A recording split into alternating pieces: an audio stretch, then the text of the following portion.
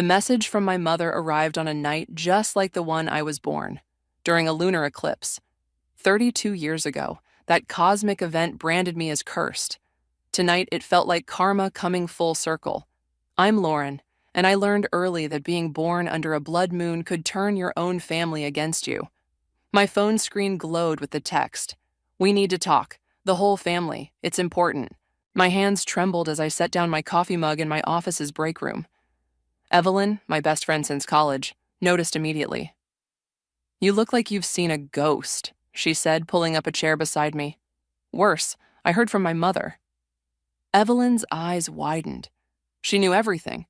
The years of being blamed for every family misfortune, the separate plates they made me eat from, the way they'd cross themselves when I entered a room. "What does Bridget want after all this time?" Evelyn asked, her voice tight with protective anger. I showed her the text. "Notice how she doesn't even say hello or how are you? Classic Bridget. You're not actually considering going, are you?" Before I could answer, Adrian knocked on the break room door. "Lauren, the investors are ready for you in the conference room." "Be right there," I called out, then turned back to Evelyn. "Remember when my mother told me I'd never amount to anything because the eclipse marked me? That I should be grateful if I could even hold down a job as a waitress?" Evelyn nodded, her jaw clenching. "Well, I'm about to close a deal that'll make this company worth 9 figures. Some curse, huh?" "Lauren," Evelyn grabbed my hand. "You don't owe them anything." "I know." I stood up, straightening my blazer. But maybe it's time they learned exactly what their cursed daughter became. The investment meeting went perfectly, but my mother's message haunted me throughout. That evening, I sat in my penthouse apartment, staring at old family photos I kept hidden in a drawer. There was Blair, my younger sister, always in the center, always wearing the best clothes. Zion, my older brother, deliberately standing apart from me in every shot. And my parents, Bridget and Leo, their faces tight with worry whenever I was nearby. My phone buzzed again. This time it was Blair. "Mom told me she messaged you. Please come. Things aren't good." I poured myself a glass of wine and walked to the floor-to-ceiling windows overlooking the city. The partial eclipse was visible now, the moon slowly disappearing into shadow. I thought about the last time I saw them, 10 years ago, when I left home with nothing but a backpack and determination. "You'll come crawling back," Leo had shouted after me. "No one will ever hire you. No one will ever trust you. The eclipse marked you." Another message buzzed through. "Lauren, it's Mom. We're meeting Saturday at 7 p.m. at the Grove restaurant. Please come. We need you." I laughed darkly at those last 3 words. Now they needed me. After years of treating me like I was radioactive, I called Evelyn.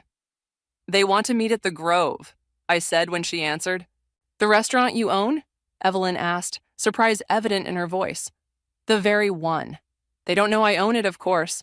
They probably chose it because it's the most expensive place in town, thinking they'd burden me with the bill." "Oh, this is too perfect," Evelyn chuckled. "What are you going to do?" I watched my reflection in the window, superimposed over the darkening moon. "I'm going to give them exactly what they want, a chance to see what their cursed daughter became. But first, I need to make some arrangements." "You're plotting something," Evelyn said, knowing me too well. "Let's just say Saturday night will be an eclipse they'll never forget." I took another sip of wine. "Call Adrian. We're going to need his help with this." After hanging up, I finally replied to my mother's text, "I'll be there." The response was immediate. "Thank you, Lauren. We have so much to discuss." I bet we do, I thought, watching the last sliver of moon disappear into darkness. They wanted to see me? Fine. But this time, I'd be the one controlling the shadow show. My phone lit up one final time, Adrian confirming he was on board with my plan. Perfect. Saturday night wouldn't just be a family reunion, it would be a reckoning. I raised my glass to the darkened moon, making a toast to the cosmic irony of it all. They'd spent my whole life treating me like a curse. Now they'd learn that their real mistake wasn't in believing in bad luck. It was in creating their own. The Grove's private dining room felt smaller than I remembered, despite being the one who'd designed it. My family filtered in one by one, their expressions a mix of desperation and forced smiles. I'd arrived early, choosing a seat that faced the door, wanting to watch their entrance like the performance it was sure to be. Bridget came first, her silver hair perfectly coiffed but her designer bag noticeably worn. "Lauren, darling." She moved to hug me, but I remained seated, forcing her to awkwardly pat my shoulder instead. Mother, I said coolly, noting how her lipstick slightly trembled. Leo followed, looking older than his 59 years. His once proud stance now stooped with what I assumed were the weights of his poor financial decisions. Blair slipped in behind him, beautiful as ever but with dark circles under her eyes that makeup couldn't quite hide. Zion arrived last, checking his phone constantly, as if he had somewhere more important to be. Well, Bridget clapped her hands together. Isn't this lovely? All of us together again. Let's skip the pretense, I said, watching the waiter I'd specially selected pour water into their glasses. Why are we here? Blair shifted uncomfortably in her seat. Lauren, can't we just catch up first? It's been 10 years. 9 years, 8 months, and 13 days, I corrected. But who's counting? Leo cleared his throat. You look successful, Lauren. Surprised, Dad? Now, Lauren, Bridget interjected. We know we've had our differences, but family is family. We've been thinking about you so much lately. Thinking about me, or thinking about what I might be able to do for you? The waiter returned, distributing menus. I noticed how their eyes widened at the prices, exactly as I'd predicted. Order whatever you'd like, I said sweetly. I'm quite familiar with the menu. Zion finally looked up from his phone. Right, you work in restaurants or something now? Or something, I smiled, taking a sip of water. Bridget leaned forward, her voice dropping to a whisper. That's actually part of what we wanted to discuss, dear. We've heard you've done quite well for yourself. Define quite well, I said, watching their faces. Well enough to perhaps help family in need? Leo's voice cracked slightly. There it was. I sat back, letting the silence stretch uncomfortably. Blair broke first. Dad's business is failing. The house is being foreclosed. They're living with me right now, but I can barely afford my own place, and Zion's startup went bust, Zion finished, his face flushing. We're all kind of struggling. And you thought of me? I laughed, but there was no humor in it. The cursed child? The one who would bring nothing but bad luck? We were wrong. Bridget reached for my hand across the table. I pulled back before she could touch me. We were so wrong, Lauren. About everything. Wrong about what exactly? About making me eat in the kitchen while everyone else had dinner at the table? About refusing to attend my high school graduation because it fell on a full moon? About telling every potential friend that I was marked by evil? Leo's face darkened. We were trying to protect the family. You were protecting yourselves from your own daughter. My voice rose slightly, causing heads to turn at nearby tables. I took a deep breath, regaining composure. Please. Bridget's eyes welled with tears. We need help. We're family. I stood up slowly, smoothing my dress. You know what? You're right. We are family, and family should know everything about each other. So before we discuss any kind of assistance, I think we should have another meeting. Tomorrow night, same time. But Lauren, Blair started. Tomorrow night, I repeated firmly. I'll text you the address, and then you'll learn exactly what your cursed daughter has been up to these past 10 years. We'll be there, Bridget said quickly, hope flickering in her eyes. I walked to the door, then turned back. Oh, and don't worry about the bill tonight. It's been taken care of. As I left, I heard Zion ask, how can she afford this place? I smiled, pulling out my phone to text Adrian. They took the bait. Tomorrow night, we show them everything. His response came quickly. The presentation is ready. They won't know what hit them.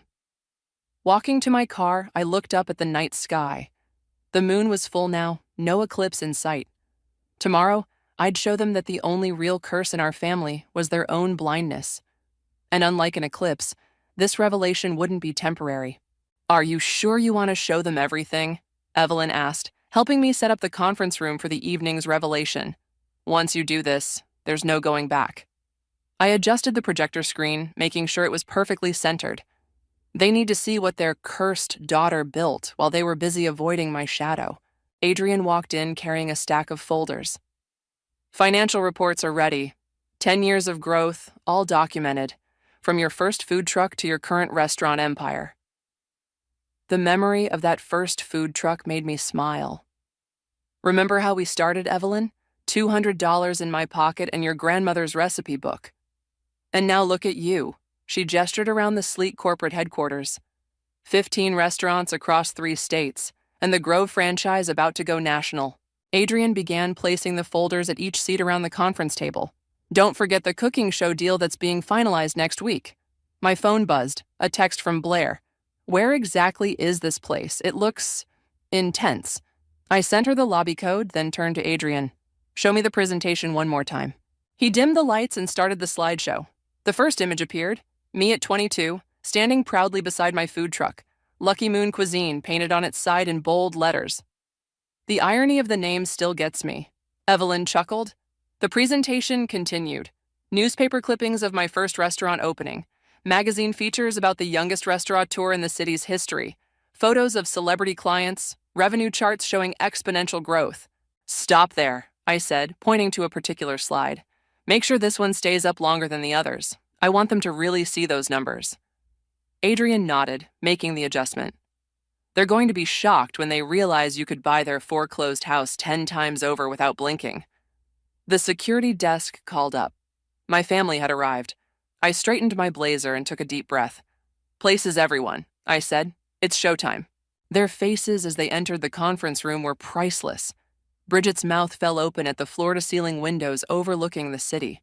Leo's eyes darted around, probably calculating the cost of everything he saw. Zion looked like he'd swallowed something sour. Only Blair seemed genuinely impressed. Lauren, what is this place? This, I gestured around, is my office. Please take a seat. They sat down awkwardly, looking out of place among the pristine modern furniture and state-of-the-art technology.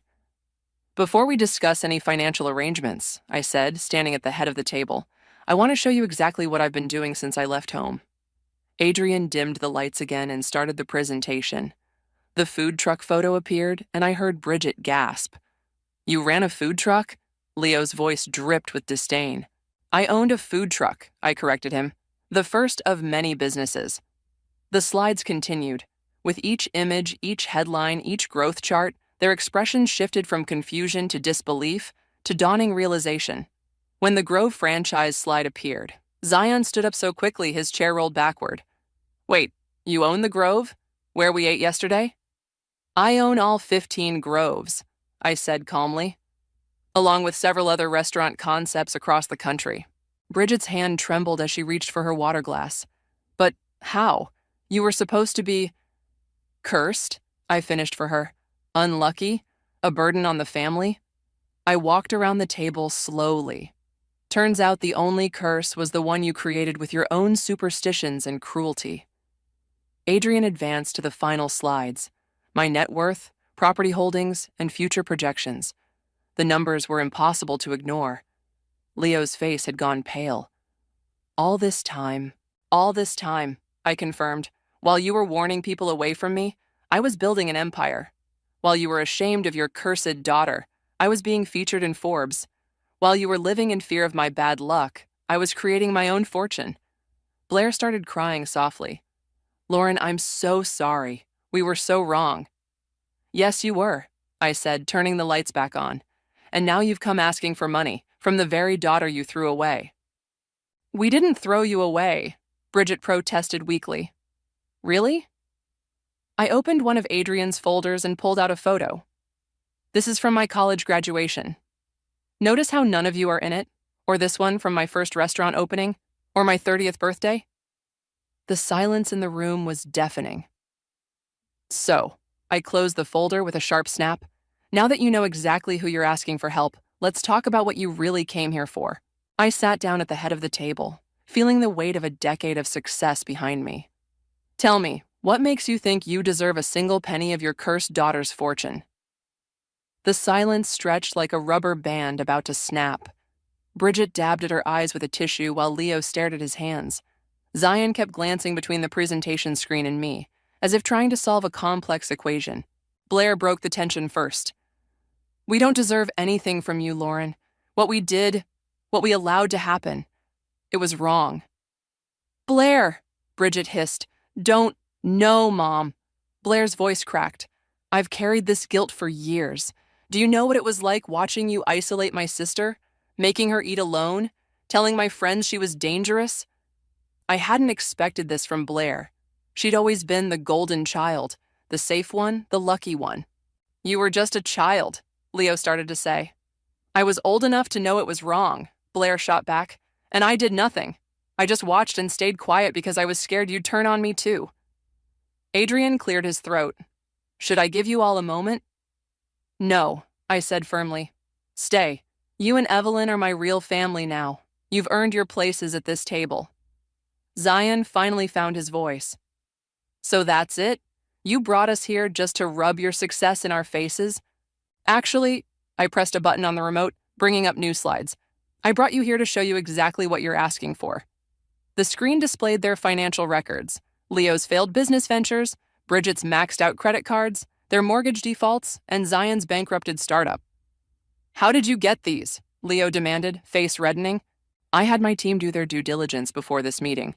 You owe nearly $2 million collectively. The house goes to auction next month. Zion's creditors are getting impatient, and Mom's secret gambling habit isn't so secret anymore. Bridget gasped. That's private. Nothing's private when you come asking for money, I replied coolly. Did you really think I wouldn't investigate before this meeting? You had no right. Leo stood up, trying to summon his old authority. I had every right, just like you had every right to treat me like a pariah for 32 years. Sit down, Dad. To everyone's surprise, he did. Here's what's going to happen, I continued, sliding folders across the table. Inside each of these is a proposal, different for each of you, based on what you actually need, not what you want. They opened the folders cautiously, like they might contain snakes. Blair, yours is a small business loan with reasonable terms. Your art gallery idea isn't bad, but you need proper funding and mentorship. Blair looked up, shocked. You knew about that? I know everything. Zion, yours is a job offer. Your coding skills are solid, but you're a terrible businessman. My tech division needs programmers. You'd hire me? Zion's voice was small. I'd give you a chance to earn your way, which is more than you ever gave me. I turned to my parents. And you two, you get a choice. Option 1, I buy the house at auction, you continue living there, paying rent at market rate, no special treatment. Option 2, I help you find and finance a smaller place, something you can actually afford on Dad's pension. You'd do this, after everything? Bridget whispered. Not for free, I said firmly. Each of these offers comes with conditions. First, you attend family counseling, separately and together. Second, you acknowledge publicly how you treated me, including to our extended family who believed all your superstitious nonsense. That's blackmail, Leo protested weakly. No, that's accountability. Third condition, these offers are one time only. You mess up, miss payments, skip therapy, break the contracts, it's over. Forever. Evelyn placed a supportive hand on my shoulder as I stood up. You have 24 hours to decide. The contracts are with my lawyers. Oh, and one more thing. I walked to the door, then turned back. That lunar eclipse you blamed for cursing me? It's actually considered a symbol of revelation, when hidden truths come to light. Funny how that worked out, isn't it? I left them sitting there, staring at their folders, their futures, their failures. Adrian and Evelyn followed me out. That was intense, Adrian said once we were in my office. Think they'll take the deals? Evelyn asked. I looked out at the city lights, remembering all the nights I'd spent alone, believing I was cursed, worthless, unlucky. They'll take them. They don't have a choice. And are you ready for what comes next? Evelyn's question hung in the air. You mean, am I ready to have them in my life again, under my terms? I turned to face my true family, the friends who'd stood by me when blood relatives wouldn't. I'm not doing this for them. I'm doing it for me. Sometimes the best revenge isn't cutting people off. It's showing them exactly what they missed out on, one day at a time. Through the conference room windows, I could see them still sitting there, reading through their folders, their faces painted with the harsh light of consequence. The next morning, Blair showed up at my office unannounced. Her eyes were red-rimmed, and she clutched her proposal folder like a lifeline. Your assistant wouldn't let me in without an appointment, she said, hovering in my doorway. I told her I'm your sister, but being my sister doesn't mean automatic access anymore, I finished, gesturing for her to sit. What do you want, Blair? She sank into the chair across from my desk. I stayed up all night reading this proposal. It's more than generous. It's business, I corrected her. Nothing more. Mom and Dad stayed up fighting about it, she continued. Dad wants to reject it, says it's humiliating. Mom's desperate to accept. Zion's already signed his contract. That surprised me. He has? Dropped it off at your lawyer's office first thing this morning. Said something about being tired of failing on his own. I leaned back in my chair, studying my sister's face. The perfect daughter now looked haunted, worn. What about you? I asked. Have you decided? Blair pulled out the contract, already signed. I have questions first. Real ones, not excuses like Mom and Dad are making. Go ahead. Why did you include a clause about me teaching art to underprivileged kids? Because you're talented, Blair, and because those kids need someone who understands what it's like to watch others get all the chances. She flinched. I deserved that. Yes, you did. Lauren, Blair's voice cracked. Last night, after everyone left, I went through my old diaries. Every time I wrote about you, it was always with this mixture of guilt and relief. Relief that they focused their superstitions on you instead of me. Touching, I said dryly. No, let me finish. She straightened up. I was a coward. I watched them destroy your childhood because I was grateful it wasn't mine they were destroying. But you know what the crazy thing is? You're the only one of us who actually made something of yourself. My office door opened and Evelyn walked in, stopping short when she saw Blair. Sorry, she said. Didn't know you had company. It's fine. I waved her in. Blair was just leaving. Actually, Blair stood up. I wanted to say one more thing. I know you're doing all this to prove a point, to show them they were wrong, but I think you're also doing it because somewhere deep down, you still care what happens to us. You're wrong, I said flatly. Am I? You could have just told us no. Instead, you created customized proposals that actually give us chances to improve our lives. That's not revenge, Lauren. That's responsibility. Something Mom and Dad never showed us. Evelyn moved to stand beside my desk, her presence a silent support. The contracts need to be signed by 7 tonight, I reminded Blair. All or nothing. If Mom and Dad don't agree, all deals are void. I know.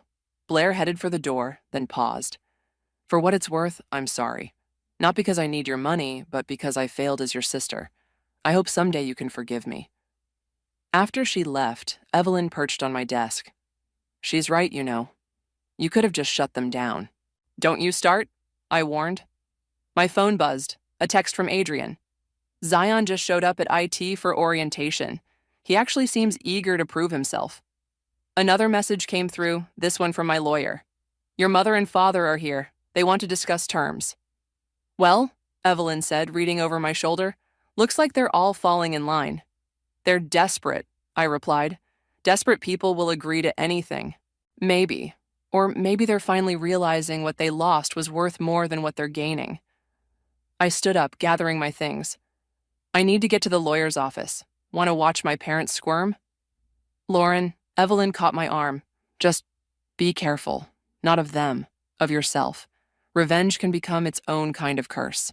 This isn't revenge, I said, echoing Blair's words. It's responsibility. They taught me I was cursed, but I learned I was capable. Now it's time they learned the same lesson. As we rode the elevator down, I thought about Blair's words. Was I doing this because I cared? Or was I simply proving that their curse had backfired, turning their supposed bad luck charm into their only chance at salvation? Either way, I was about to watch my parents sign away their pride in exchange for security. And somewhere in the universe, I imagined that blood moon I was born under was laughing at the irony of it all. The law office felt too small for all the history crammed inside it. My parents sat across the conference table, looking like deflated versions of the people who once towered over my childhood. Bridget's hands shook as she reached for the contract. Leo stared at the table, his jaw clenched. Before you sign, I said, let's be clear about what this means. You'll keep the house, but it's my house. You'll live there, but under my terms. One missed payment, one broken rule, and you're out. We understand, Bridget whispered. Do you? I leaned forward. Because this isn't just about money. You'll attend therapy twice a week. You'll write formal apologies to every family member you warned about my curse. You'll volunteer at the community center where other parents learn not to abuse their children with superstitious nonsense. Leo's head snapped up. We never abused. Making a child eat alone for 16 years isn't abuse? My voice could have frozen fire. Telling her she can't attend her grandmother's funeral because it might curse the ceremony isn't abuse? Try saying that in therapy, Dad. See how it goes. The lawyer, Ms. Parker, cleared her throat. Shall we proceed with the signatures? Bridget picked up the pen, but Leo grabbed her wrist. Wait, I need to know something first. He finally met my eyes. Why are you really doing this, Lauren? Because I can, I replied coldly. No, he shook his head. You could destroy us completely. Instead, you're offering a chance, with conditions that seem designed to fix things. Why? Maybe I want you to live with the daily reminder that your cursed daughter owns everything you have. Maybe I want you to feel what I felt, dependent on someone else's mercy. Bridget started crying softly. We were wrong, Lauren. So terribly wrong. Save it for therapy, I cut her off. Sign or don't sign. I have a business to run. They signed. The moment the papers were finalized, my phone buzzed. A text from Adrian. Zion's first day went well. Kid actually has talent when he's not trying to be the boss. Another message followed, this one from Blair. First art class scheduled for next week. Thank you, Lauren. The papers will be processed by morning, Ms. Parker said, gathering the documents. The first therapy session is scheduled for Thursday. We'll be there, Bridget said quickly, too quickly. Of course you will, I stood up, because if you're not, you'll be looking for a new place to live by Friday. Lauren, Leo called as I reached the door. The lunar eclipse, the night you were born. I turned back. Yes? I was the one who started it all. The superstition. Your mother just followed my lead. I was scared. Scared of having a daughter born on such a dark night. Scared of what it might mean. But I was wrong. The darkness wasn't in you. It was in me. For a moment, just a moment, I felt that little girl again. Desperate for her father's approval. I pushed the feeling away. Save it for therapy, Dad. You've got a lot of sessions ahead to work through your fears. Outside, Evelyn waited in my car. How did it go? They signed, just like I knew they would. And how do you feel? I looked back at the building where my parents were probably still sitting, shell-shocked by how completely their lives had changed. I feel nothing and everything. They're going to hate living under my rules, my control, just like I hated living under theirs. But you're giving them a chance to change, Evelyn pointed out. I'm giving them what they never gave me, an opportunity to prove they can be better. My phone buzzed again. A message from the family group chat Zion had created. Zion, first day done. Lauren's company is incredible. Blair, art supplies arrived for the classes. Still can't believe this is happening. Bridget, we signed. Lauren, thank you for not giving up on us completely. Leo, we'll do better this time, I promise. I didn't respond. Promises were easy. Change was hard. They'd learn that in therapy. Take me back to the office, I told Evelyn. I need to check on Zion's progress, review Blair's art program budget, and make sure the property transfer for the house is processing. Look at you, Evelyn smiled, taking care of everyone, even after everything. I'm not taking care of them, I corrected her. I'm making them take care of themselves. There's a difference. But as we drove away, I couldn't help but wonder if maybe, just maybe, breaking the curse meant more than just proving them wrong. Maybe it meant giving them the chance to be right, finally, after all these years. 3 months passed. I sat in my office reviewing the weekly reports, Zion's performance evaluations, Blair's art program attendance, my parents' therapy session notes. Everything looked perfect on paper. Too perfect. Adrian burst in without knocking. We have a situation. What kind of situation? Your father's at the Grove. He's drunk, telling everyone who will listen about how his cursed daughter is controlling their lives. My stomach clenched. Get the car. When we arrived at the Grove, Leo was standing on a chair in the main dining room, wine glass in hand. Bridget pulled at his sleeve, trying to get him down. My daughter thinks she can buy our love back, he announced to the horrified diners. She thinks money can erase what we did. Dad, I said sharply. Get down. He spun toward my voice, nearly falling. There she is, the cursed child who became queen. Are you happy now, Lauren? Are you satisfied? Security, I called out, but kept my eyes on Leo. Clear the dining room. As guests were escorted out, Leo finally stepped down from the chair. His eyes were red, wild. I can't do it anymore, he slurred. The therapy, the confessions, the constant reminder that we ruined everything. Leo, please, Bridget begged. You're going to ruin this too. That's the point, he shouted. I want to ruin it. I want her to kick us out, take it all away. At least then we'd have our pride. Pride? I laughed bitterly. Is that what you call it? The pride that made you abuse your daughter? The pride that's making you drunk in my restaurant? Your restaurant, he spat. Everything's yours now. Our home, our lives, our dignity. You gave up your dignity long before I took control, I said coldly. The moment you decided a lunar eclipse meant your daughter was cursed, you lost everything that mattered. Blair and Zion burst in, obviously called by Bridget. Dad, what are you doing? Blair cried. Getting free, Leo stumbled. I'd rather be homeless than live under her power. Zion stepped forward.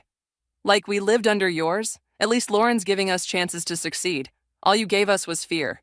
Don't you dare defend her. Leo swung around. She's destroying our family. No, Dad, I said quietly. You destroyed our family. I'm just showing you the wreckage. Lauren, Bridget stepped between us. Please, he's drunk. He doesn't mean... Yes, I do, Leo roared. I meant every word back then, and I mean them now. You were born cursed, Lauren, and now you're cursing us right back. The room fell silent. Even in his drunken haze, Leo seemed to realize he'd crossed a final line. Well, I said, my voice steady despite the trembling in my hands. Thank you for making this easy. You've violated the contract. You have 24 hours to vacate my house. Lauren, no. Blair grabbed my arm. Please, he's just... Showing his true colors? I pulled away. Good, I was starting to think I was the only one who could see them. You can't do this, Bridget whispered. Actually, I can, and I will. I turned to security.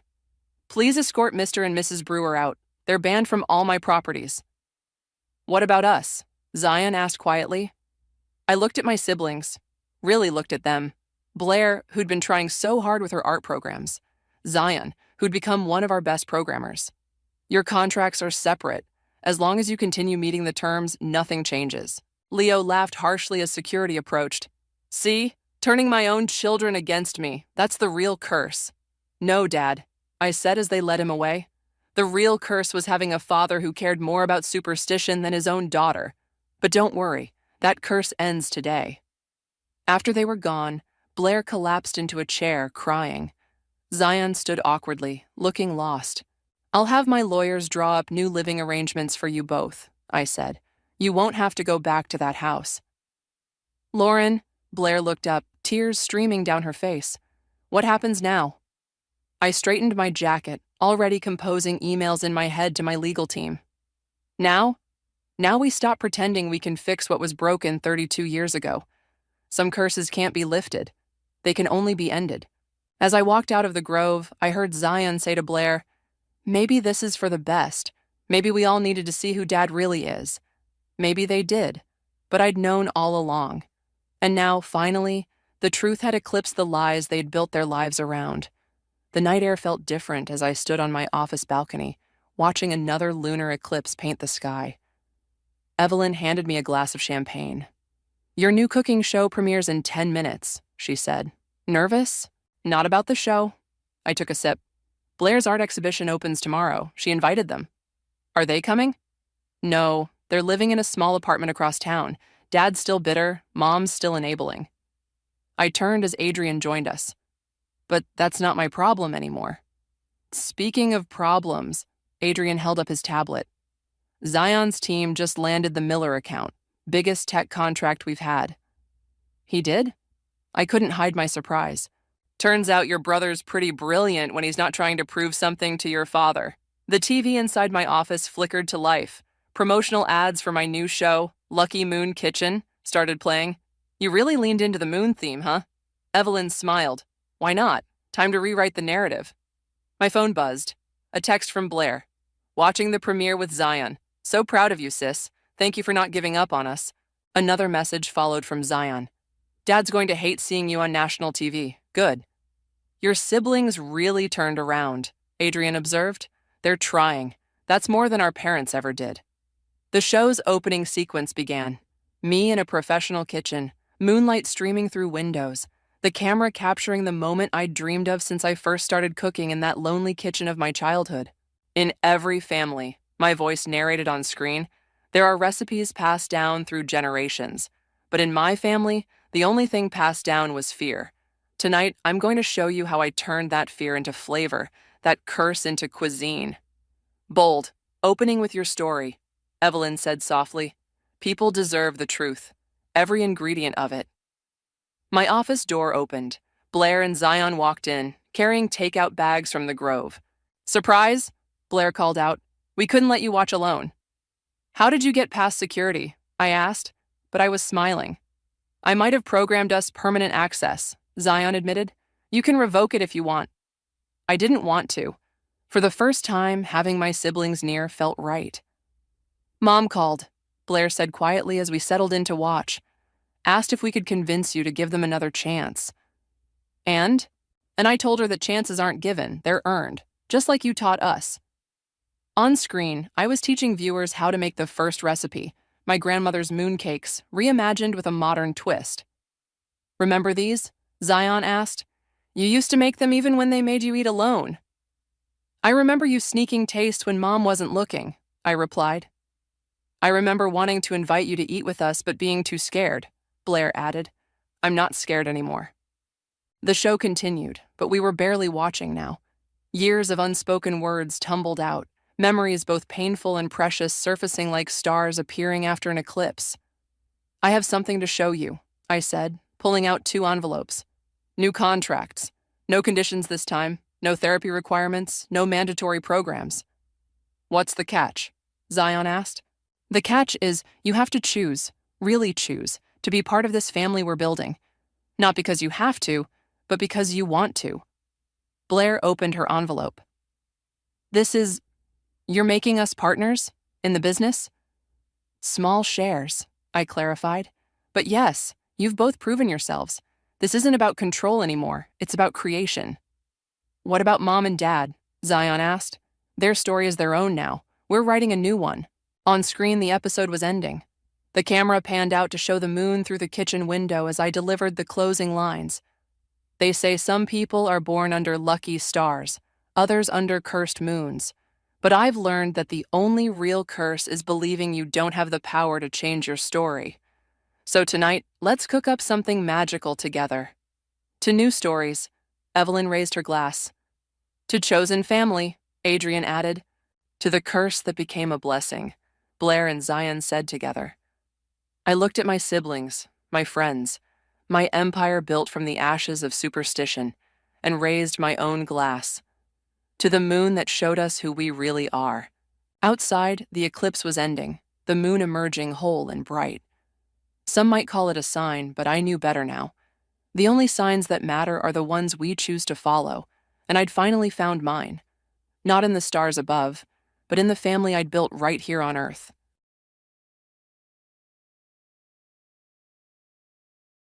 On the day we were set to embark on our honeymoon, I was stunned when he handed me divorce papers instead, announcing that he was taking his entire family on what was meant to be our trip.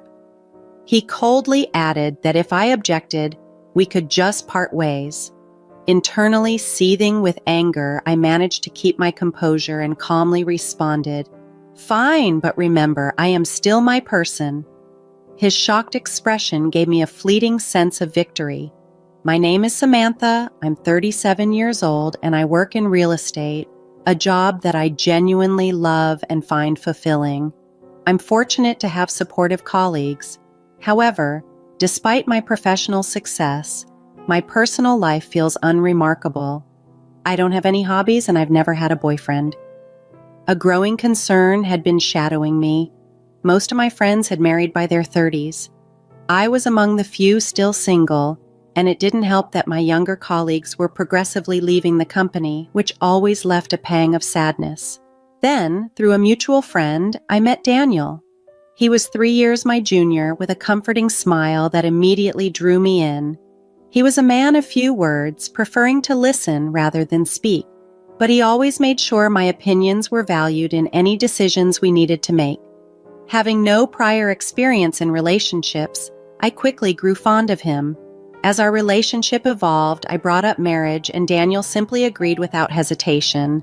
Marriage is a significant life decision. It involves planning a wedding, a honeymoon, and setting up a new home together. I was eager for us to make these decisions jointly. However, Daniel always deferred to me, never voicing his preferences. Over time, this made him seem less reliable and more distant. My dissatisfaction with Daniel began to grow, and another troubling aspect was my relationship with my future mother-in-law, who was the polar opposite of Daniel's easygoing nature. She was domineering, rarely considering my views and often imposing her own. "Samantha, once you're married, you'll quit your job and focus on the home, right? You're not getting any younger, and if you don't hurry, you might struggle to have kids. Daniel is working hard, so as a woman, you should concentrate on the family. It's a wife's duty to support her husband," she declared during one of our first meetings. She adhered to outdated notions, believing the husband should work while the wife manages the home. Ironically, I earned more than Daniel, a fact he didn't mind and had even shared with his parents. His mother, however, looked down on this. "A woman who earns more than a man isn't charming. Can you even manage household chores? A wife should cook, do laundry, clean, and take care of her husband's health. Can you do that?" she challenged, clearly underestimating me. Contrary to her assumptions, I had been living independently for years, managing all my household tasks efficiently. I had no intention of quitting my job after marriage either. I wanted to balance my personal and professional life, prioritizing my needs as well as Daniel's. But whenever my mother-in-law voiced these criticisms, Daniel didn't defend me. He simply nodded along, which sowed seeds of doubt in my mind about his reliability as a partner for life. This lack of support from Daniel made me uneasy about our future together, questioning whether I could truly rely on him when it mattered. Despite Daniel being younger than me, I sometimes hope that he might grow into a more reliable partner as he ages. There's a part of me that fears if this marriage doesn't work out, I may never marry at all. My mind is constantly torn between anxiety and longing, caught in a relentless battle while time marches on unforgivingly. With so many decisions to finalize for the wedding, from choosing a honeymoon destination to scheduling time off from work, my to-do list only seems to expand, adding to my unease. Amidst the hectic days balancing work and wedding preparations, I decided to discuss our plans with Daniel. One day, taking into account our work schedules, I brought up the idea of timing our honeymoon. Considering our work schedules, this might be our only chance to take a long vacation. Should we plan our honeymoon during this period? I asked Daniel. "Yeah, that sounds good to me," Daniel replied easily. It seemed we had a rare opportunity as both of us would be free from work obligations simultaneously. However, the wedding venue I had always dreamed of was so popular that it was booked for over a year. Faced with this dilemma, I proposed an unconventional solution. "What do you think about having the honeymoon before the wedding?" I checked, and some people do that. If we wait to have the wedding first, it will be another 3 years before we can go on the trip, I explained. "If you're okay with it, Samantha, then I'm fine with it too," Daniel said without hesitation. I was somewhat relieved that Daniel didn't object to my suggestion, yet his easy agreement was bittersweet. He seemed to accept all my opinions without any resistance. While part of me appreciated the lack of opposition, I also wished he would express his thoughts more often. Nevertheless, I took comfort in knowing that, for now, we could move forward without any direct conflicts, seizing the opportunities as they came. I continued to press ahead with the arrangements for our honeymoon and wedding. Eventually, we settled in Europe for our honeymoon. I was torn between Florida and Europe right up until the last minute. Florida was closer, and I felt we could always visit it another time, so I opted for the allure of Italy and Spain, eager to wander their beautiful streets and savor the delicious food.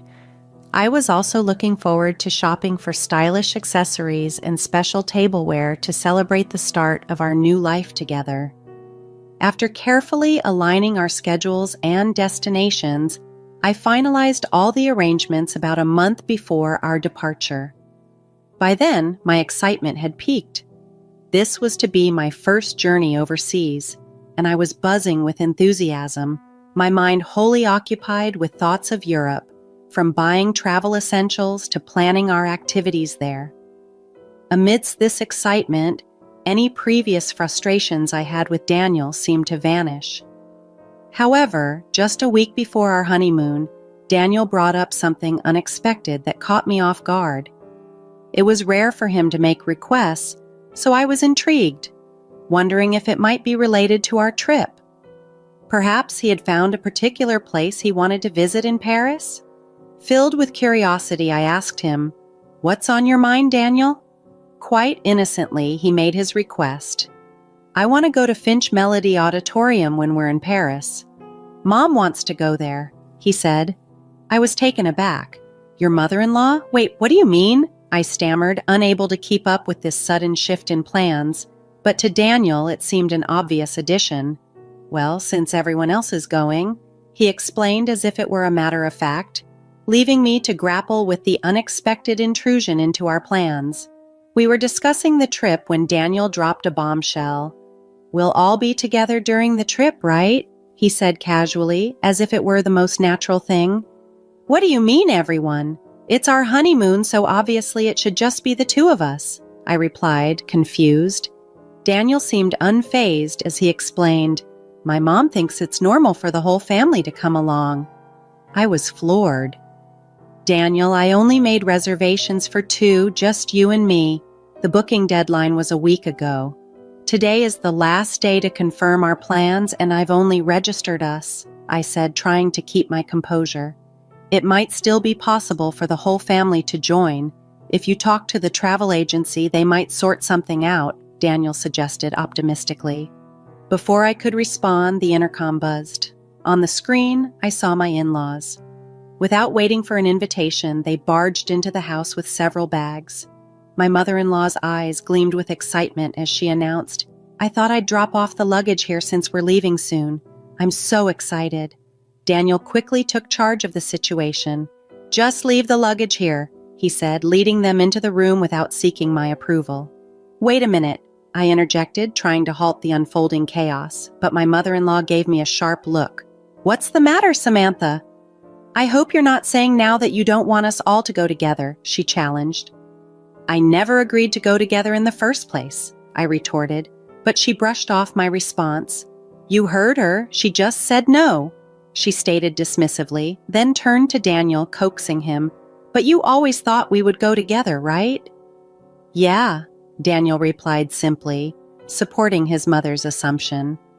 My mother-in-law seized on his agreement and continued to undermine me. "It's normal for the husband's parents to go on the honeymoon. Don't you have common sense?" This left me questioning not only the trip, but also the foundation of our relationship.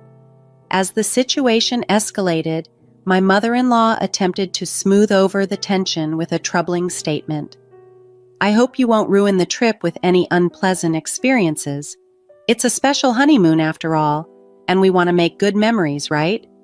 I'll make sure to teach you some common sense this week before we leave," she said, treating it as a given that she and the rest of the family would be joining us. Feeling my frustration boil over, I countered, "This is a honeymoon, you know. Normally, it's just supposed to be the husband and wife." I knew that if I caved to my mother-in-law's demands now, it would set a terrible precedent for our future. I was determined to avoid that at all costs, yet she remained unyielding and even dismissed my concerns outright. "The husband's parents joining the honeymoon is just common sense. I can't believe you don't want to be with us. I thought we were becoming a family, but it seems our ideas of common sense are different. "You don't seem to like me, and nothing seems to match how sad," she lamented, her tone tinged with insincerity as her eyebrows furrowed in a feigned disappointment. Her words, "how sad," seemed laced with a hidden smirk, convincing me that she was deliberately trying to manipulate the situation. Even Daniel, without a second thought, sided with her based on her portrayal. "Samantha, what's wrong with you? They're my parents. It's okay for us to go on the honeymoon together, right?" "It's not possible," I declared firmly. "We've already booked reservations for just 2 people. Plus, I've never heard of families joining a honeymoon trip." Daniel's response was heated, as if he was spoiling for a confrontation. "I never realized you disliked my parents so much, Samantha," he exclaimed. Then, dismissing the discussion, he added coldly, "That's enough, just leave for today," looking at me as if he couldn't believe my stance. As he spoke, a sly smile spread across my mother-in-law's face. I stood there, bewildered and hurt, wondering why Daniel always sided with his mother without considering his spouse's feelings, especially at such a critical moment. I stood outside, feeling utterly abandoned as the door slammed shut behind me. In that fleeting moment before the door closed, I caught a glimpse of my mother-in-law's smug expression, a look that seemed to celebrate her victory. Alone and bewildered, I questioned why I was being painted as the antagonist, why this special trip and indeed everything seemed doomed to be spoiled. Overwhelmed by frustration and sadness, tears began to stream down my face. A few hours later, my phone buzzed with a message from Daniel. "I want you to check if it's still possible for my parents to join the tour. If not, we'll cancel this trip and find one that all of us can go on. Please think rationally and reconsider. We can sort this out if you do." His words stung. There was no acknowledgement of my feelings, only a cold push for rationality as he saw it. He didn't contact me again after that message, and as time passed, I sensed that he was likely just as upset as I was. Despite everything, the day we were supposed to leave for our honeymoon arrived. I was in no mood to enjoy it, but having spent a month preparing, I couldn't just walk away. As I was getting ready, the intercom rang. It was Daniel coming to pick me up. We hadn't seen each other since the heated confrontation, and I was unsure how to act around him. His arrival suggested he still intended to go on the trip, but oddly, he didn't have any luggage. Instead, he held a set of divorce papers in his hand. "You still plan to go on this trip after hurting my parents, didn't you?" he accused, his voice laden with disappointment. "I'm taking my whole family on this honeymoon. If you don't like it, let's get a divorce." His words were a cold finale to our conflict, leaving no room for discussion. It was clear that in his eyes, the familial bonds outweighed our relationship, and his mother's influence was decisive. Caught between heartbreak and disbelief, I stood frozen, realizing that my marriage was ending before it had even begun. Daniel presented the divorce papers with a chilling finality, parroting his mother's words, "My mom said it would be better this way." In that moment, the stark reality of who he was crystallized before me. I had always imagined he would listen to me, value my feelings, and be kind. Instead, it became glaringly apparent that he lacked his convictions and placed his family's wishes above our relationship. As this understanding dawned on me, my feelings for him cooled significantly.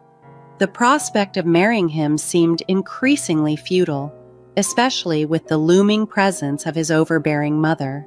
The future, if tethered to them, appeared filled with unending compromises and disputes. Determined, I pointed to the divorce papers he had thrust in front of me and responded with a decisiveness that took him aback. "Sure, but remember, I'm still single." "Single? What do you mean?" Daniel looked genuinely confused, his earlier composure slipping. "Weren't you listening? We talked about going on the honeymoon but delaying the marriage registration until the day of the ceremony. I made sure to get your agreement, Daniel. You didn't forget, did you? The marriage certificate is still in the drawer. You even said, 'If you are fine with it, Samantha, then I'm fine too.'"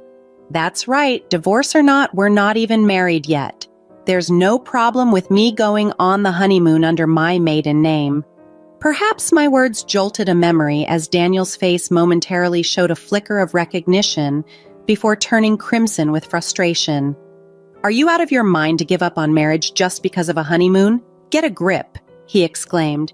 Matching his intensity with my firm voice, I stood my ground. This is the result of me being rational. You've shown where your priorities lie, and I must protect my interests and well-being in this situation. This confrontation wasn't just about a trip.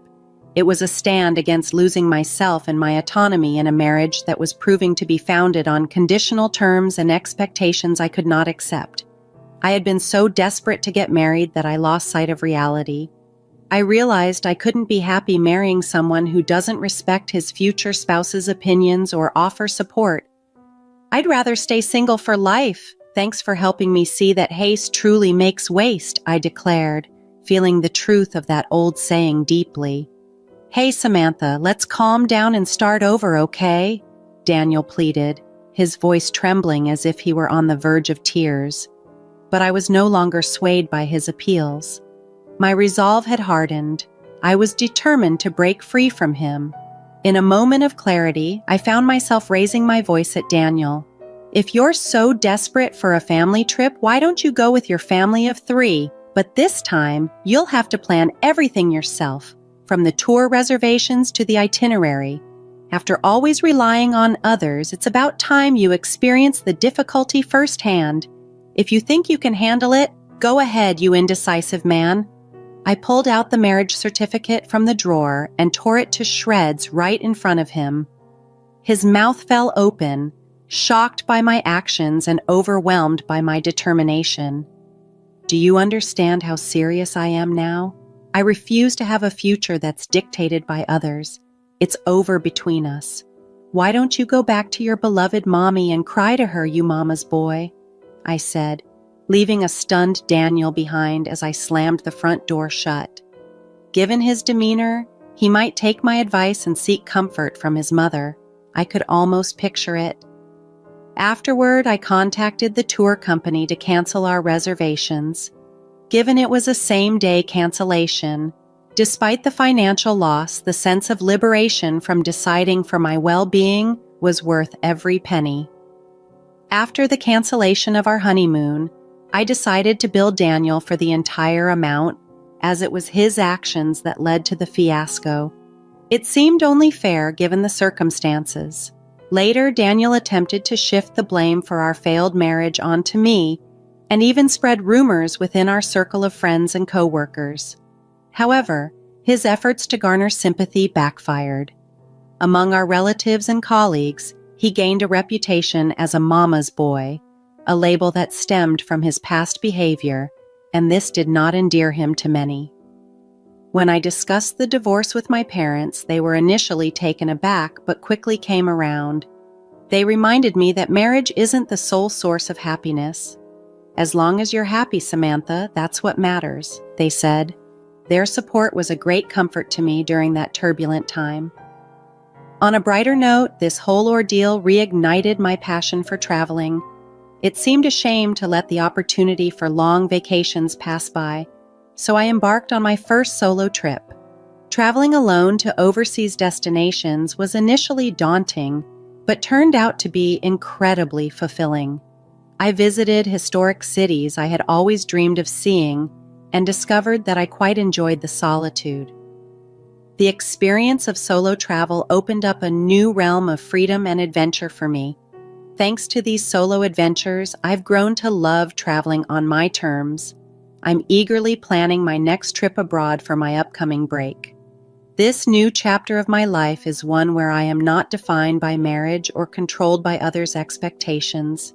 Instead, I am embracing a lifestyle where I can explore the world and myself freely.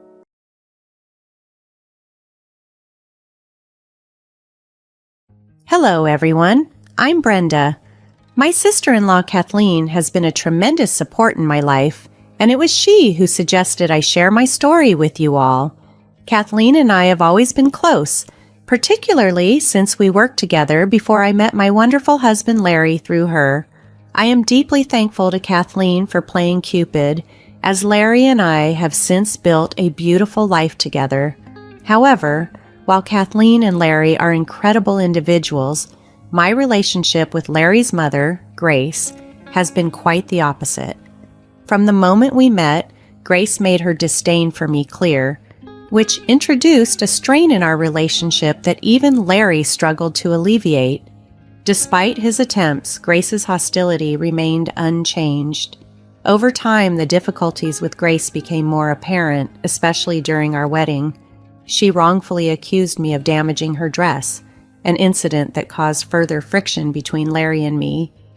Grace, being a single mother, has always clung tightly to Larry, complicating his ability to distance himself from her negativity. The situation reached a critical point on our first anniversary. Kathleen, ever the protective sister-in-law, confidentially informed me of Grace's plot to embarrass me publicly. Grace planned to falsely accuse me of stealing a precious family heirloom, a necklace. Despite my efforts to address the situation, Grace was unwavering in her harmful intent. This revelation added another layer of tension to our already fragile relationship. As our anniversary approached, I was torn between the desire to have a peaceful celebration and Larry's wish to include his mother. Grace's potential interference loomed large, threatening to overshadow an otherwise joyful gathering. I hoped to celebrate this milestone surrounded by love and laughter, but the shadow of Grace's scheming weighed heavily on my heart. Though Kathleen had confided in me, I hesitated to tell Larry, believing he needed to see the truth of his mother's actions for himself. On the anniversary day, I remained vigilant, keeping a close watch on Grace, ready to intervene if needed, but thankfully the day passed without incident. I remained vigilant, yet unable to prevent Grace from pulling me aside during the party. As I was refilling my drink, she cornered me, levying a fierce accusation. She claimed I was plotting to take Larry away from her. Her words bewildered me, as they seemed utterly unrelated to our anniversary celebration. Grace vehemently argued that I was the reason Larry was distancing himself from her, her tone dark with ominous threats of the drama she had in store. Kathleen, sensing the brewing storm, stayed by my side, prepared for Grace's disruptive antics. Soon after, Grace excused herself, supposedly to adorn herself with her jewelry, only to return visibly upset, claiming her necklace and earrings were missing. Kathleen and I exchanged glances, realizing Grace was executing her plan to frame me. Despite her convincing display of distress, we kept our calm, watching as she tried to persuade the other guests of my guilt. Amidst the questioning, Grace dramatically paused, then exclaimed, suggesting she suddenly realized her jewelry was stolen and insinuated I was the thief. "What are you talking about, Mom?" Larry interjected, clearly perplexed. "You probably just misplaced them. It's not like we have strangers here. How could they get stolen?" But Grace pressed, "No, Larry, this isn't a simple case of misplaced jewelry. Nobody broke in, it has to be your wife. She's always admired my jewelry too keenly." The room fell silent, shock evident on everyone's faces as Grace pointed accusingly at me. Larry looked shocked and somewhat embarrassed by his mother's outburst, but his faith in me did not waver. "Mom, that's unfair," he countered firmly. "You're casting baseless accusations at Brenda. She wouldn't ever do such a thing. You must have misplaced it." But Grace persisted, trying to convince Larry of her suspicions, recalling how I had admired her jewelry. Throughout this ordeal, Larry's trust in me remained unshaken, a testament to the strength of our relationship. Despite the tumultuous accusations and the palpable tension, Larry stood by me, reinforcing that no matter his mother's convictions, his belief in my integrity was steadfast. I was stunned by Grace's accusations, especially during our anniversary celebration. I would never take your jewelry, Grace. I defended myself, shocked that she would think I would steal from her. When I complimented your necklace, it was just that, a compliment. It doesn't mean I wanted it for myself. Grace retorted sharply, Larry, my dear, you're blind with love. Can't you see how manipulative your wife is? She's so greedy that she didn't even bother to ask. She just took my jewelry because she wanted it for herself. This sparked a heated argument between Larry and Grace, much to the dismay of our guests who watched the drama unfold with disbelief. It was humiliating to be accused of theft at my anniversary celebration, an event meant to be filled with joy, not conflict. Remaining composed, I addressed Grace firmly. You have no right to accuse me of such things in my own home. To claim I would stoop to theft is outrageous. I respect myself far too much to engage in the actions you're describing. Don't play the innocent, Brenda. I saw you last night sneaking into my room. You came out behaving suspiciously, which makes perfect sense now, Grace insisted, convinced of her narrative. Grace, you're making wild accusations without a shred of evidence, I countered. You have no proof, and it's wrong to tarnish my reputation based on nothing. Who knows what you've done with your jewelry? You can't just blame me. If you think I'm lying, then let's check your room. I am certain we'll find my jewelry there, Grace proposed, her voice filled with conviction. We have witnesses here. Let's see for ourselves. Larry, it's inappropriate and disrespectful to invade our privacy on mere suspicions, I protested. We can't allow your mother to continue this. It's going too far. If we give in now, everyone will doubt my integrity forever. The tension was palpable, and it was clear that something needed to be done to resolve the situation without compromising our privacy or dignity. As difficult as it was, I knew we had to find a way to clear the air and prove my innocence without escalating the conflict further. Being labeled a thief is a serious accusation, one that struck deep during what should have been a celebration. Larry, caught in the middle, was visibly torn between his loyalty to his mother and his trust in me. While he understood his mother's frustration, he also knew the gravity of making such a claim without any proof. Realizing that I needed to clear my name, Larry reluctantly agreed to his mother's demand to search our room. As the group, led by Grace, the instigator of this drama, headed to our bedroom, the tension was palpable. Grace, certain of her accusations, made a beeline for my closet.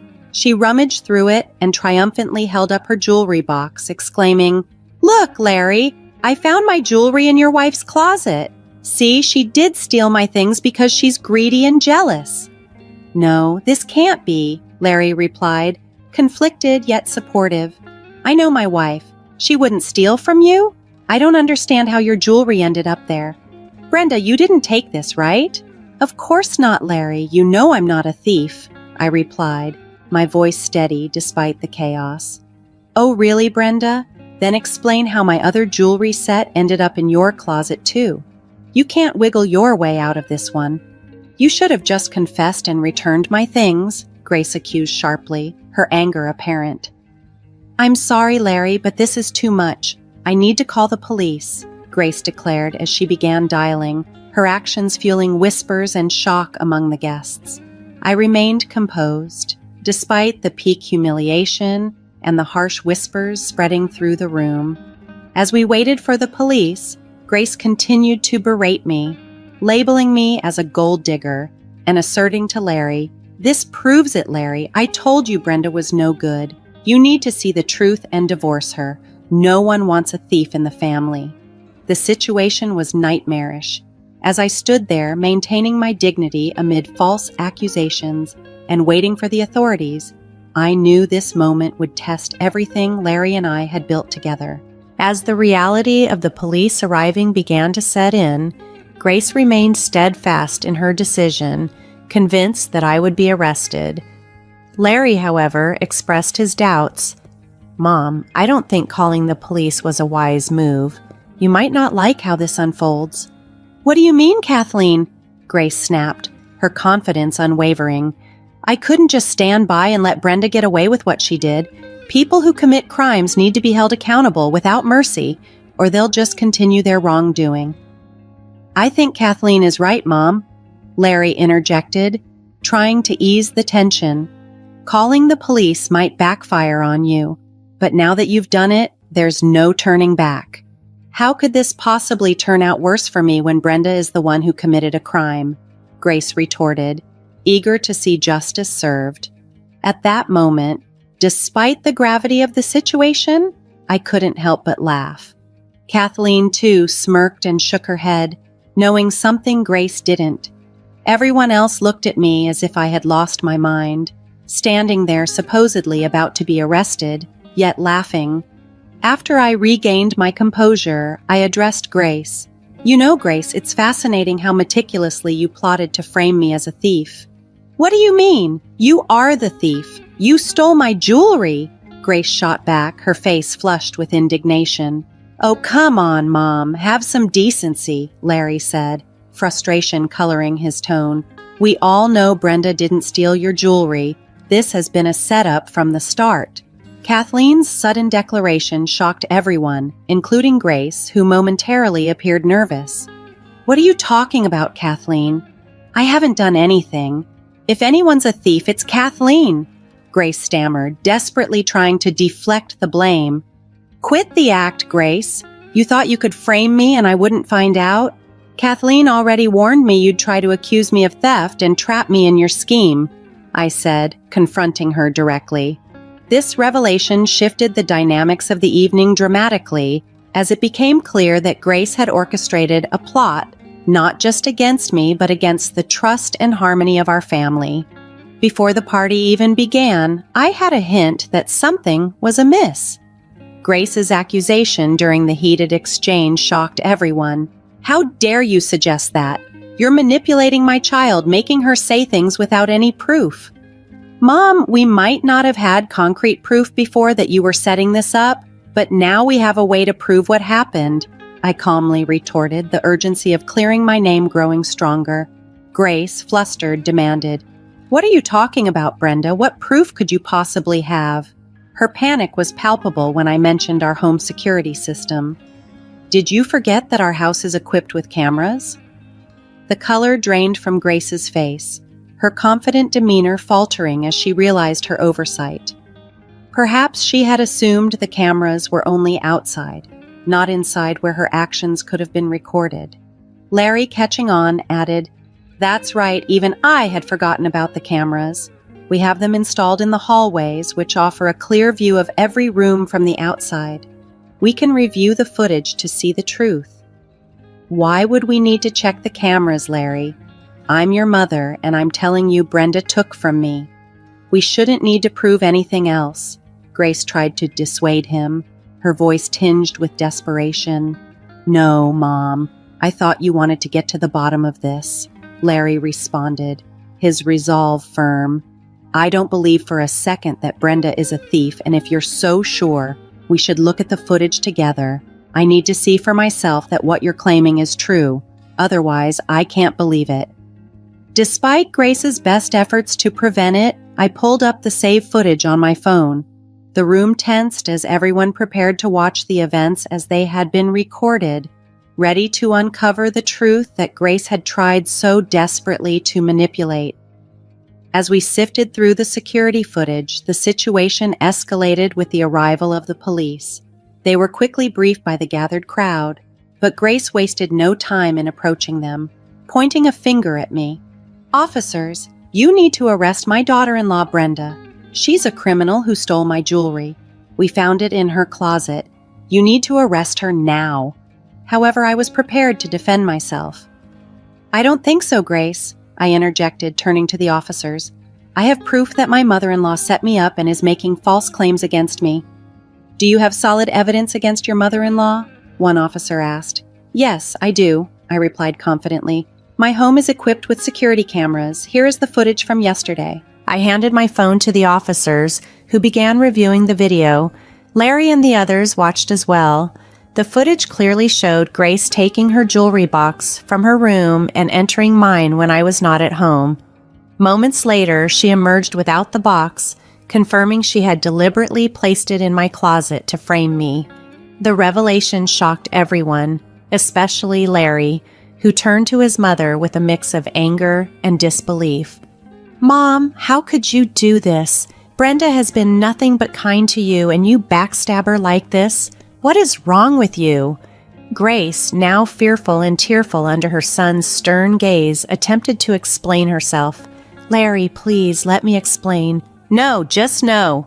Larry cut her off sharply. "I don't want to hear it, Mom. I'm done. I'm so done with how you tried to destroy my wife's life and reputation on our anniversary. I will never forgive you for that. I seriously cannot believe how low you stooped. I'm ashamed to have a mother like you.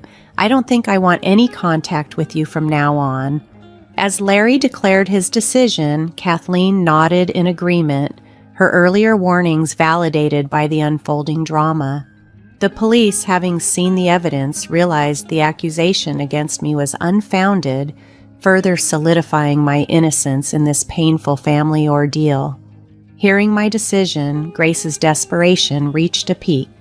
Tears streamed down her face as she clutched at Larry's arm, pleading with him and Kathleen for forgiveness. Her cries echoed through the room, laden with regret and fear. The guests, mostly family members who knew the history and dynamics well, were unsympathetic.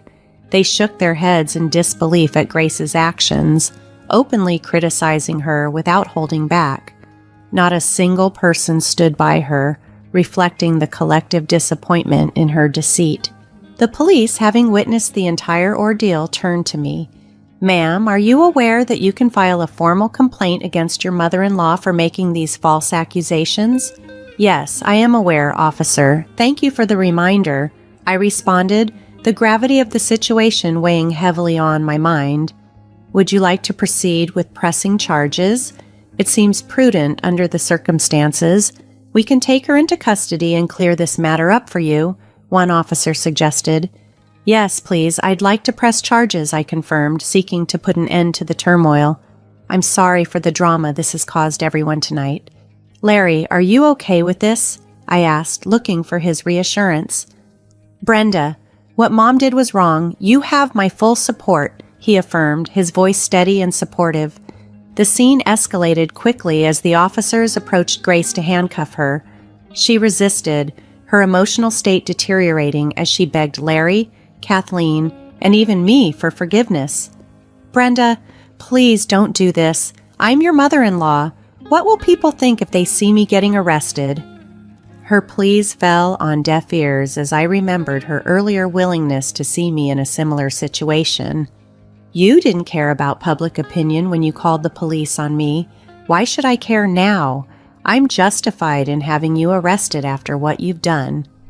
The police warned her about resisting arrest, but Grace was beyond consolation, her cries filling the room as she faced the consequences of her actions. The family watched a mixture of relief and sadness in their eyes, knowing this was a necessary step toward restoring peace and trust. "I'm sorry, Brenda. I shouldn't have done this. Look, we're family. We can solve this ourselves. There's no need to involve the police now," Grace pleaded, her voice trembling with desperation. However, her previous words echoed in my mind, stark against her current plea for leniency. "Grace, you once said that criminals should not be spared because they might become worse. Seeing how you could easily become a menace to society, I feel it's my duty as a concerned citizen to ensure you face the consequences of your actions," I replied, mirroring her logic back to her. Grace looked utterly shocked as I repeated her earlier statement to her. She continued to cry and mumble apologies, but her words did little to sway the mood of the room. The guests murmured their disapproval, and the police efficiently moved to take her into custody. Larry and I accompanied them to the police station to file a formal report, while Kathleen stayed back to look after the guests and manage the fallout from the evening's events. At the station, as I prepared to officially document the incident, I knew this step was necessary, but I also needed to be sure Larry was fully supportive, given the gravity of the situation. Larry, are you sure you're okay with this? If you're uncomfortable with filing a report, we can still decide otherwise, I offered, giving him a chance to reconsider.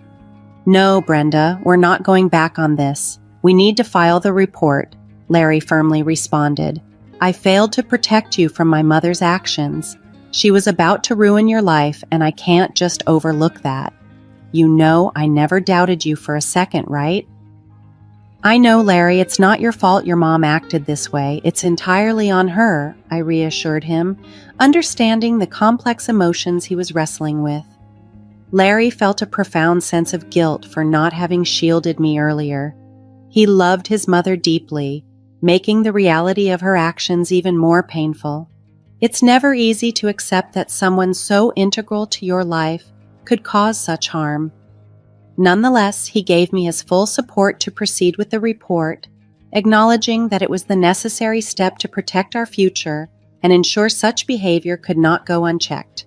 Following through with my decision, Larry also made a firm commitment to keep Grace out of our lives permanently. Understanding the strain recent events had placed on our relationship, we agreed to start couples counseling to strengthen our bond and better manage our marriage dynamics. Despite the earlier upheaval, Larry and I returned to our anniversary party. The food was ready, our friends and family were gathered, and there was a general sense of support all around us. We saw no reason to let one person's actions spoil our celebration. After all, it was our anniversary. We decided to continue with the festivities, and we truly enjoyed ourselves. Kathleen, too, had a wonderful time amidst the renewed joy and laughter. Meanwhile, Grace, my mother-in-law, was dealing with the consequences of her actions in jail. Ultimately, she chose not to let the case go to trial and agreed to a settlement through my lawyer. I received a substantial sum in compensation, while Grace managed to avoid a court case. I hope this experience prompts her to reflect on her behavior. That said, our contact with her has ended. Larry, Kathleen, and I, along with several other family members, have cut ties completely. Some family members have chosen not to block her immediately, perhaps wary of her potential to cause further discord. Since distancing ourselves from Grace, my marriage with Larry has significantly improved. The couple's counseling has been beneficial, helping us to navigate our relationship with greater understanding and teamwork.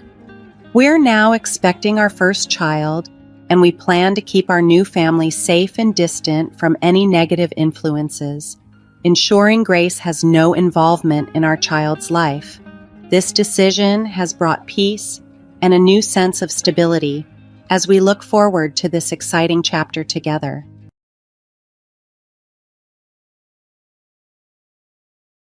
Isn't it stunning? It's more than just pretty. It's a pink diamond, priced at a hefty $70,000. My mother-in-law, who didn't even attend my own mother's funeral, seems to be thoroughly enjoying a luxurious trip with her friends, paying no attention to me. With great enthusiasm, she told me about her new pink diamond ring. It seems she was driven by a sense of competition with a friend who had recently shown off a similar ring. Proudly, she boasted about having purchased a more costly ring from the same jeweler, believing she had outshone her friend. However, the truth behind her extravagant purchase is quite troubling. It's highly unlikely she could afford such an expensive piece on her own, and it was later revealed that she had secretly taken money from my husband's safe to buy the ring. This money was vital for her care, as it was set aside for her nursing home expenses. My name is Angela.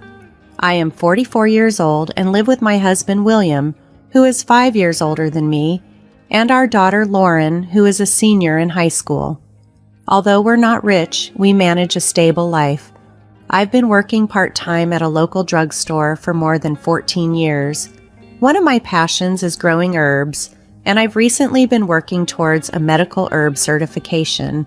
Lauren and I often talk about her future aspirations, which fills us with happiness. 8 months ago, my father-in-law passed away, leading to significant changes in our modest lifestyle. According to his will, my husband William inherited the house, and the cash went to my mother-in-law, which was meant to cover her nursing home costs. Despite this, she tearfully pleaded to live with us in the house, and after much discussion, we agreed to let her stay for a year while we looked for a suitable place for her. The neighborhood where our family home is located has recently transformed into a sought-after, upscale residential area. Despite this, we are not wealthy. The land has been in our family for years. I knew my mother-in-law had a tendency to spend money without thinking, but living with her brought its harsh realities into stark relief. As my husband William left to buy groceries for dinner, my mother-in-law casually approached me on our first day living together. "Angela, could you lend me some money? I'm going out, and just in case I need a bit extra, could you give me $250 for now?" she asked, pretending it was for buying dinner. I hesitated, wondering just how many groceries she intended to buy with the amount she asked for. Against my better judgment, I handed her the money. 3 hours later, she returned home by taxi, her arms full of bags from a high-end department store, overflowing with costly deli items and sweets. "Tonight we feast. I wanted to try these side dishes. They're supposed to be delicious, and we have desserts too," she exclaimed with pride. Curious, I asked, "Mother, how much did all this cost?" She responded nonchalantly, "Well, let's see. I went a bit over because of the taxi, but I covered the extra, so it's fine." Her proud declaration left me speechless, and I realized this was just the beginning of what would become my biggest challenge. Managing finances became increasingly difficult after we moved into the family home. While my father-in-law was alive, we used to order groceries online and pay with his credit card. Learning from my initial mistake of handing her large sums of cash, I no longer trusted her with shopping and kept our wallets in a locked drawer. Dissatisfied with not having free access to money, she ceased doing any housework, focusing only on caring for the flowers at the entrance. Despite receiving a monthly allowance of $500, she quickly squandered it on clothes, beauty salon visits, and casual outings for meals or coffee with neighbors. By mid-month, she was often penniless, leaving us to cover her expenses. She typically ran out of money mid-month and would ask for more.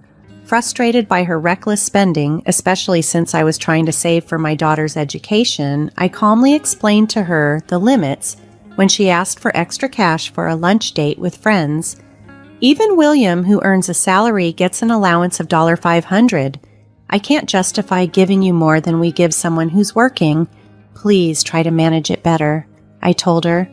Unhappy with my response, she retreated to her room, and I suspected she might ask William for money later.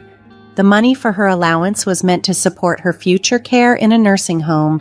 If we kept giving her more, it would ultimately be to her detriment. When William got home, I shared my concerns with him. "Did your mother ask you for extra money again?" I asked. He nodded. "Yes, she did, but it's hard to be strict with her. She feels lonely without her dad around, and she's always been a bit vain. I want to keep her happy, at least while she's living with us." I understood his sentiment, but pointed out, "Your kindness might not be really helping her in the long run, and it could backfire on us too." "You're right, I get it," he agreed. My mother-in-law had a habit of showing off, especially in front of her 2 old friends, who were mothers of my husband's classmates and lived nearby. I had first noticed this during the funeral arrangements for my father-in-law. "William, it's your father's funeral. Arrange the altar like this and get more extravagant flowers. The neighbors are coming. Don't embarrass your father," she directed. William, being the dutiful spouse, complied to a certain extent, though the costs were significantly high. Her primary aim was always to impress the neighbors. At the funeral, she only greeted the families of her 2 friends, seemingly focused on maintaining appearances. One day, after she returned from lunch with these friends, it became even more apparent how much she felt the need to keep up with people from a more lavish lifestyle. She returned home with a gleam in her eyes, clearly excited. Today, Doris showed me a ring worth $25,000 that her husband bought for their golden wedding anniversary. I've never seen a ring that expensive before. It's a fantastic gift," she exclaimed. Then, with a hint of superiority and a dose of sarcasm, she turned to me and said, "You don't have such wealthy friends, do you, Angela? You'll probably never see anything like that in your lifetime." Her words were designed to belittle me. As she continued, "Angela, you're so plain. Why don't you wear some makeup? Have you ever been to an upscale lunch?" It was all about trying to make me feel inferior. I tried to brush off her comments, but her attitude toward me grew increasingly hostile, particularly after I had refused to give her more money following the settlement of my father-in-law's estate and our search for a nursing home. Around the same time, my mother's health dramatically worsened. When my sister and I hurried to the hospital, the doctor told us that she had about 4 months left to live due to advanced cancer. She was in a delicate state and could decline at any moment. My mother had occasionally mentioned feeling unwell previously, but she was a person who rarely showed any signs of vulnerability. I deeply regretted not having been more attentive to her condition. I asked my sister to stay with her while I returned to her apartment to gather some clothes and other personal items. As I packed a large bag in her bedroom, I found some cash in a drawer, likely set aside for her monthly living expenses. I decided to take the cash with me, intending to quickly shower and then head back to the hospital to be with her. I left the bag in William's upstairs room and, after getting ready, noticed that the zipper was slightly open. A wave of unease hit me as I checked inside the bag and discovered the cash was missing. Fighting the surge of anger, I went downstairs to confront my mother-in-law in her room. "Mother, may I ask you something?" I said as she was getting ready to leave. She turned to face me and asked, "How's your mother doing?" "I have plans with my friends right now."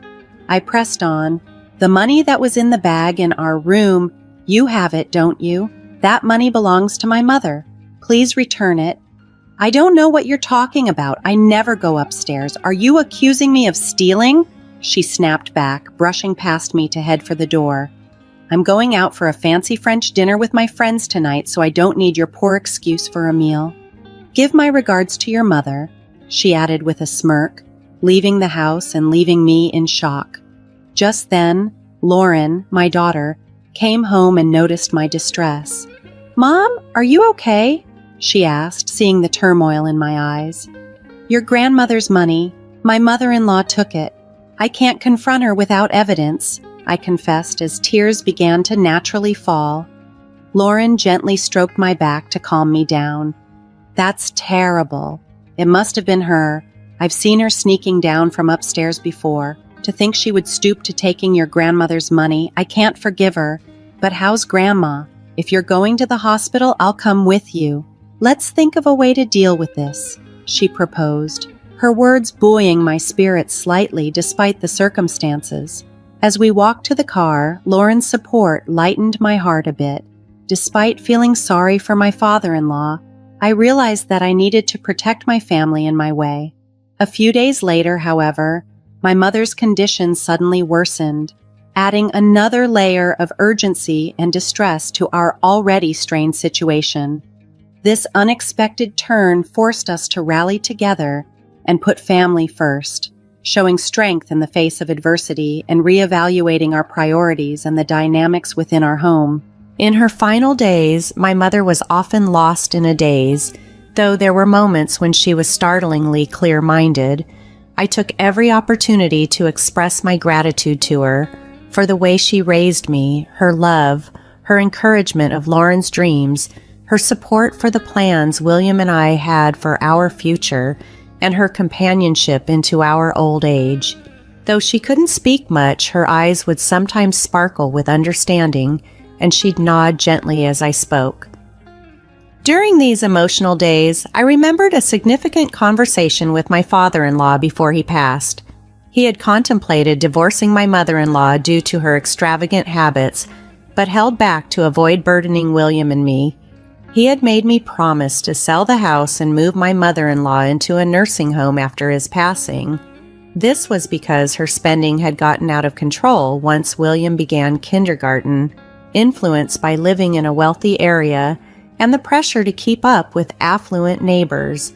She seemed to have deluded herself into believing she was wealthy, perhaps spurred on by William's success at a prestigious company.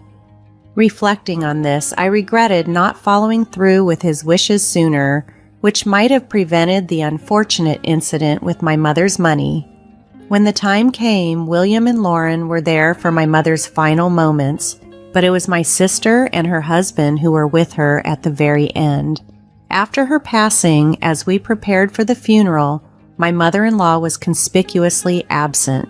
I decided to extend one last gesture of kindness towards her by conducting a small, quiet funeral without her presence. I tried reaching her, but she didn't answer her phone, and it seemed she had stayed out all night. When she finally returned, it was with a light-hearted demeanor, untouched by the somber events. "My condolences for your loss. It must have been hard," she greeted me, seemingly oblivious to the depth of our grief. This contrast between her mood and the solemnity of our family's loss struck a dissonant chord, highlighting the differences in our perspectives and priorities. I couldn't help but notice a dazzling new jewel in her hand, a pink diamond that sparkled under the light. "Look at this beauty, isn't it gorgeous? It cost $70,000, she exclaimed with a proud smile. Surprised, I asked, "Mother, how did you manage to buy that?" "Oh, I bought it, of course. Doris introduced me to a boutique in Philadelphia, USA that you can only visit by reservation, so I went there for an overnight trip with my friends. The hotel we stayed at was lovely and the meals were divine," she replied. Her words left me dumbstruck.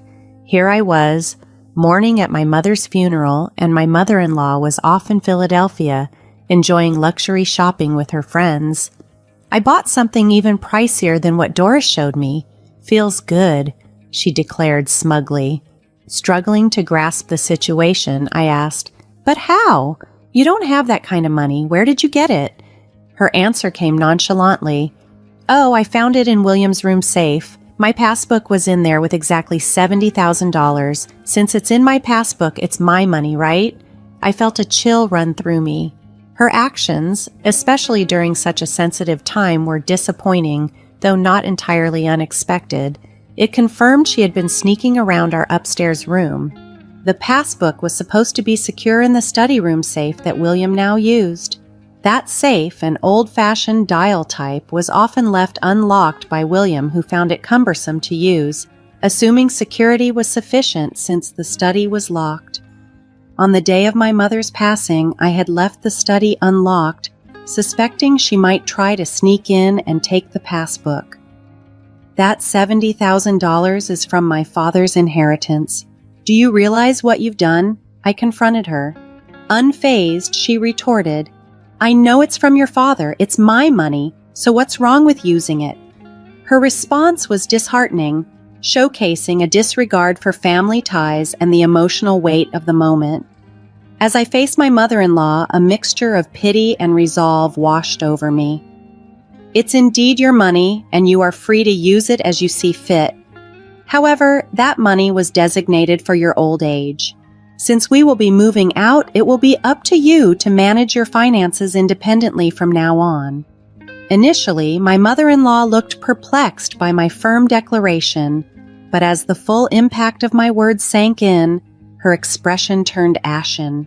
She stammered, "Wait, isn't there a separate fund for the nursing home? It should be more than this amount, right?" "Yes, there was more originally," I explained patiently, "but it has been reduced due to the inflated costs of my father-in-law's funeral and your frequent requests for additional funds from William."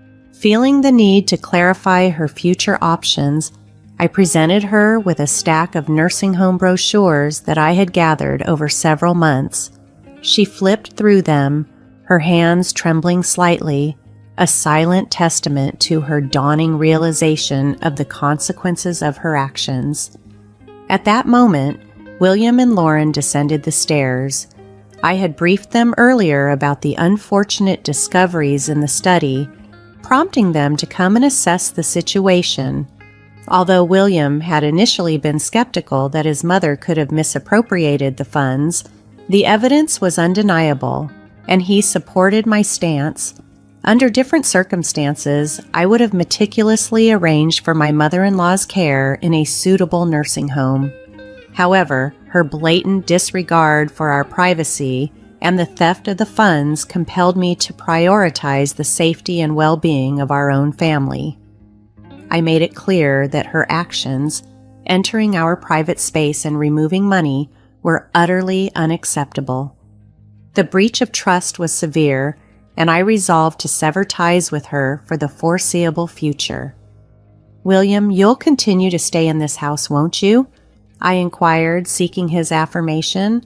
It's heartbreaking to consider selling a home filled with so many memories, but looking after parents is a son's responsibility.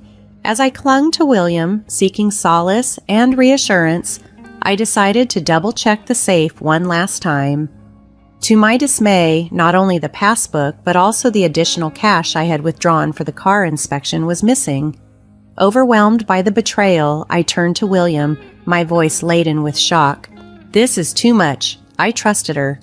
William, his voice heavy with regret, admitted the harsh truth, struggling to articulate the emotions swirling through him.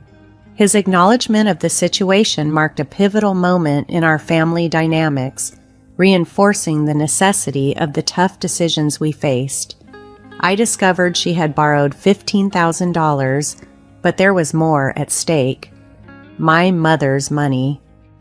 "What about the money you took that belonged to my mother?" I demanded, my panic rising. "Oh, I'll return that too. Then we're fine, right, Angela? You'll forgive me now, won't you?" she replied, her tone rushed as she handed me the money, still evasive about the $70,000 ring until the very end. Not once did she offer an apology for the distress she caused regarding my mother's funds. "I'm sorry, but I can't live with you anymore. I need to protect my own family from now on," I declared resolutely. She broke down crying, clinging to William, who was overcome with a mix of sorrow and frustration. William acted decisively amid his grief. He sold her belongings to amass a lump sum and located a nursing home that was affordable on her pension. The facility was far from our family home, far enough that I probably wouldn't see her again in my lifetime. William still receives occasional calls from the home, indicating that she has begun to settle into her new surroundings. Reflecting on everything, I regretted not arranging for her to move into a home sooner. Perhaps if we hadn't lived under the same roof, her life, and ours, might have been happier. Despite everything, a part of me felt a twinge of sympathy for her after she moved out.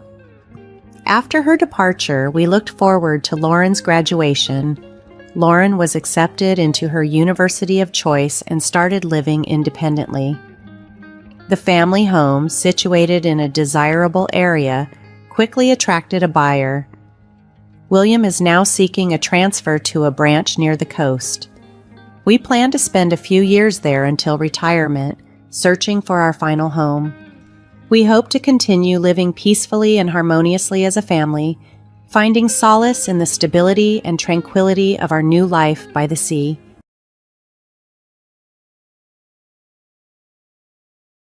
"This is the last gift I will ever give you," my husband coldly declares, sliding the divorce papers across the table to me. He confesses his plan to marry someone else, reducing me to nothing more than a financial asset he used over the years. The man I've shared so many moments with has revealed himself to be utterly despicable. This marks the beginning of my tale of vengeance. My name is Helen, and this year, as I turn 52, I face a pivotal moment. Tomorrow isn't just another day, it marks the end of a long period of debt, which I will finally settle. My husband Scott and I have poured our sweat and tears into our life together since we tied the knot 22 years ago when I was 32 and he was 34. He owned a liquor store, a family business passed down from his deceased parents. Meanwhile, I worked in an office. Our paths crossed through a mutual friend and we began dating to marry. Back then, my only worry was whether he would expect me to help run his store. I was a financial consultant, advising on insurance and investments for both individuals and businesses. I earned a decent salary, enjoyed my work immensely, and was studying for a certification to advance my career further. When Scott proposed, he supported my ambitions wholeheartedly. I know how hard you've been working for your certification, and I want to support you in any way I can, he assured me. He had enough staff to manage the store, so he encouraged me to chase my dreams. His support was crucial in my decision to marry him. He seemed genuinely kind and supportive, always in my corner. We set out to build our lives with a clear understanding. He would manage his business, and I would focus on my career. Our marriage appeared to be flourishing. However, about a year into our marriage, things began to change as he continued with his business. One day, while enjoying a rare day off at home, I was vacuuming under the bed when the machine dragged out a heap of papers. Given that we had moved in less than 8 months ago, the mess was surprising. Curious, I picked up a crumpled piece of paper and smoothed it out. The bold header caught my eye immediately. Reminder of payment. Below it, an outstanding debt of $320,000 in Scott's name stared back at me. It couldn't be just $3,000. My mind reeled with confusion. Why had he kept such a significant debt hidden from me? As soon as Scott returned home that day, I confronted him. "What is this debt? What's going on?" I demanded. His response was quick. "It's not what you think. This debt was left by my parents," he explained. It turned out this wasn't a personal debt, but rather one tied to his liquor store, inherited alongside the business. The debt was secured against both the land and the house we lived in, and he had no intention of renouncing the inheritance. I realized it wasn't his debt, but that didn't mean it could be ignored. "But this is a payment reminder. Aren't you supposed to be making monthly payments?" I asked, trying to understand the full scope of the situation. "I do make payments, but sales can be inconsistent," he replied. "Sometimes during slower months, I can't cover the payments. I have to prioritize paying my staff, so I've asked the creditors to wait." His explanation seemed reasonable at first, but the presence of a final notice on the reminder was alarming. "I didn't tell you because I didn't want you to worry," he added quickly. "Don't stress about it. The business is generally doing well, and look, we haven't been evicted or anything, right?" Although what he said was true, the revelation and his initial secrecy left a troubling impression. I stared at him, my anxiety clear. Then he threw me a curveball. "If you're so worried, why don't you help pay it off? You're earning quite a bit, aren't you?" His suggestion made me uneasy. After all, the store wasn't mine. But in a marriage, aren't partners supposed to support each other? "My debt is also yours," he added abruptly. "If my store went under, it would affect a lot of people. It's become crucial to our community." He was right about one thing. His store was a vital part of the local area, nestled in the suburbs where other shops and supermarkets were scarce. He also sold fresh goods like meat and fish, and even offered a home delivery service. I had visited the store several times and seen how bustling it was, with customers often expressing their gratitude for its presence in the neighborhood. "Please, I need you to help me with the debt," he pleaded, his eyes earnest. "I'll keep focusing on the business, but I need your help." His dedication to his work was undeniable, and the thought of his store closing was painful for him and the community that relied on it. Being married means supporting each other through thick and thin. If he was struggling, it seemed only right for me to step in. "Okay, I'll help. I'll put as much as I can towards the debt every month from my salary. You focus on running the store," I agreed, knowing that while I could assist financially, the operational side was his responsibility. I was glad he trusted me above all else, but this marked the beginning of a change in him. 4 years passed since I started contributing to the debt, and his late nights became more frequent. "What kept you out so late? You reek of alcohol," I would ask when he stumbled in. "Just had a few drinks with customers," he'd reply casually. My worry deepened one day when I asked, "Did you make this month's payment?" For some reason, his response didn't come as easily as it should have. His tone was condescending. "I did, last week. You know the store relies on you. You'd better keep up with the payments," he said dismissively whenever he came home drunk. Initially, I dismissed his demands as the ramblings of a drunkard, but his repeated assertions began to irritate me deeply. It seemed he thought it entirely normal that I should shoulder his financial burdens. "By the way, Benjamin just had his third kid," he mentioned offhandedly one day. Benjamin was his old high school friend, also a business owner like Scott, whose wife worked with him in their store. This comment made me reflect on our situation. "I've been meaning to talk to you," I said, finally voicing my long-held desire. "Don't you think it's time for us to start a family?" His reaction was cold and dismissive. "A baby? My business is just beginning to pick up, and we're still in debt. How can we think of such a responsibility now?" That was his firm stance. "But Benjamin has 3 children now," I countered, trying to hold back my frustration. "Surely we can manage one." "His situation is different. His parents are still well, and his wife is actively involved in the business," he retorted, making it clear that our circumstances were not the same. This conversation dashed my hopes of starting a family anytime soon. "So, until all your debts are cleared, we can't consider having a baby?" I asked, seeking clarity. "That's how it's going to be. If you make enough money and pay off the debts quickly, then I'll think about it," he replied, his smirk making me feel uneasy, yet pushing me to resolve the debt faster. I was naively committed, driven by the desire to start a family. Despite the irrationality of his demands, I became more dedicated than ever. I pursued additional qualifications, took promotional exams, and secured salary increases. I began to earn significantly more than other women my age, even making advance payments on his debts. My efforts were relentless, fueled by a mixture of hope and desperation. The debt was a relentless burden, and before I knew it, I had turned 40.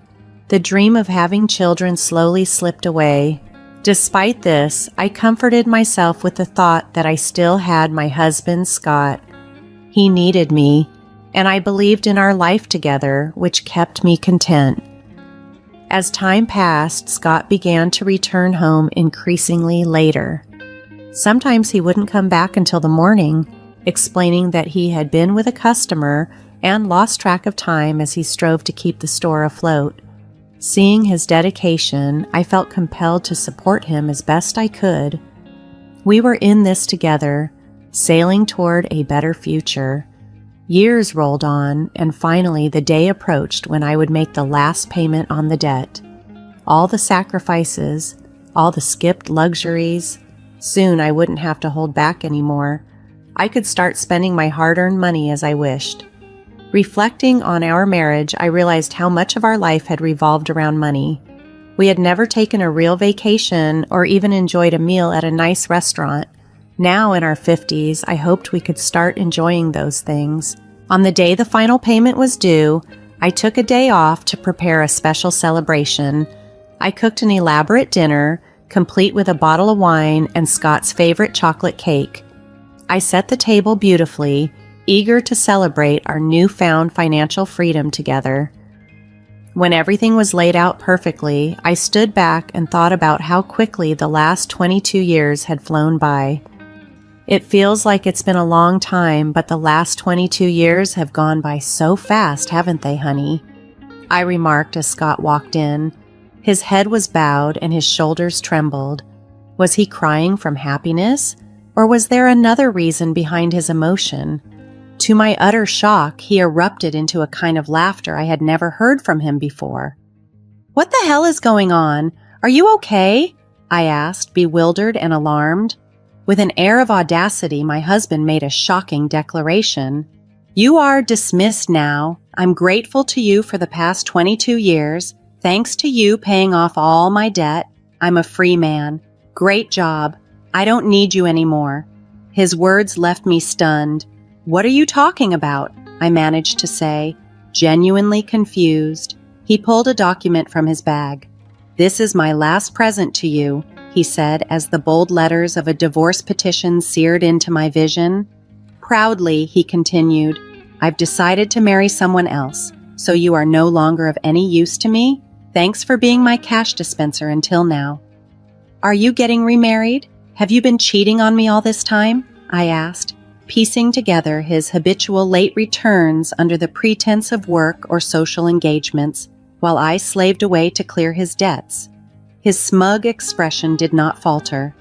"I am not unfaithful. I have already found my next wife. I wanted to divorce you and marry her, which is why I waited for you to clear my debt." Tears welled up as the absurdity of the situation hit me. The lavish feast I had prepared blurred before my tear-filled eyes. "Get the hell out of here," he snapped, thrusting the divorce papers at me. My anger surged, boiling my blood faster than sorrow or despair could settle in. "Okay, but you won't regret this?" I forced the words out. "No, I won't. Why would I regret divorcing an old hag like you?" Old hag? If I were hurt, he would be an old fart, I thought to myself, amused by his delusional self-image. His misconception was so ludicrous that it helped me regain my composure. Taking the divorce papers, I declared, "I'm going to take this with me for now." With a heavy heart, I gathered my belongings and left the home we had shared for 22 years. The abrupt end to my 22-year marriage left me reeling. Alone at last, tears of emptiness and frustration streamed down my face. I needed closure and justice. Soon after, I consulted my attorney to draft a divorce agreement and sent it to Scott. I also requested a background report on his new fiancée to see what I was dealing with. Not long after, Scott called me, his voice thick with fury. "Hey, Helen, what the hell is this document?" He barked through the phone. I could almost see his face turning a bright shade of red. "It's a divorce agreement. What about it?" I replied, keeping my tone even and calm. "I know what it is, but what's this loan agreement? Why do I have to pay you back?" His voice was full of disbelief and anger, confused by the financial claims I had laid out. "This isn't just about any loan. It's about the money I paid on your behalf during our marriage," I explained. He seemed to struggle with the concept, protesting that I had chosen to make those payments out of my goodwill. "This is ridiculous. You decided to do this on your own, didn't you? Why are you digging up the past now?" he continued, unable to grasp the shift in our circumstances. "I did it as your wife," I responded firmly. "But if we're getting divorced, that changes things. It's only fair you repay me." The reality of his situation seemed to hit him then. He hadn't considered the financial implications when he asked for the divorce. Armed with my knowledge from years of working with insurance and investments, and having contacts with experienced attorneys, I was prepared. The amount he owed me, including interest, was over $360,000. I was adamant about getting back exactly that amount. When he saw the name of a well-known local attorney on the document, he finally understood the gravity of the situation. "You know I don't have that kind of money," he protested weakly. "Sell the store to fund it then. If that's what it takes, so be it," I suggested. His response was desperate. "If I do that, I won't have anything left." "You're only 54, I pointed out. "You could still find a job. It's time you figured it out, just as I have." My resolve was clear. I was determined to start my next chapter on my terms, without the weight of his debts or deceit. The conversation was going nowhere, and I was ready to end the call, but curiosity got the better of me. "So how's it going with your new bride-to-be?" I asked. "None of your business," he snapped back. I couldn't help but burst into laughter. It sounded like he was having a tough time. "Good luck," I said, amusement still lacing my voice as I prepared to hang up. "Wait a minute," he interrupted urgently. "I've decided not to marry her. We can start over." he pleaded. I couldn't believe what I was hearing. Start over. Don't kid yourself. I don't want you, I yelled, my patience finally breaking. Hanging up, I was left to ponder. Had I appeared more ridiculous than him to others during our 22 years together?